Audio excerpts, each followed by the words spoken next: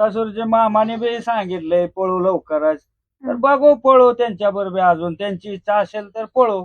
ज्यावेळी 1,25,00,000 तुमच्या राजाला मागितलं, एक मानसिक स्थिती तयार झाली की आपल्याला फुकाट दिला तर कोणी न्याला नाही, म्हणजे त्याला आपल्या घरी राहायचं, बरोबर कोणी सुद्धा वळणार नाही. बरोबर. रक्कम एवढी आहे की अनेक पिढ्या जातात, म्हणजे ही कमावणं म्हणजे विचारच पर्यंत जात नाही. आपण किती तुम्ही पैऱ्याला मागत असाल त्यावेळी कधी तुम्हाला वायदी देऊन पण कोणी तयार झालं नाही किंवा मिळालं नाही त्याच्या बरोबर जोडीला पळायला मैदानात. जसं बैल पळतोय तोपर्यंत नाव आहे, ज्यावेळी पळायचा बंद होतो त्यावेळी कोण नसतंय. मग आणि यश आणि अपयश ही एका नाण्याच्या दोन बाजू आहेत.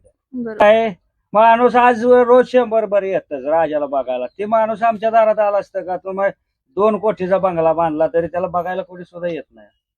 तयारी बियारी काय नसते. आमची धुयाचा एवढंच, दुसऱ्या दिवशी कासर लावायचं आणि टेम्पोत बसायला लागायचं वाटतं. दादा पोरं आलेली दिसल्या का हे इकडे मातीव करायला चालू करतो. अरे बाबा, मग त्याला सगळं समजतंय, फक्त त्याला बोलायला येत नाही, बाकी सगळं. म्हणजे एक स्त्री म्हटलं की तिला काही तेवढंच काम नसते, घरातलं बघा, प्रत्येक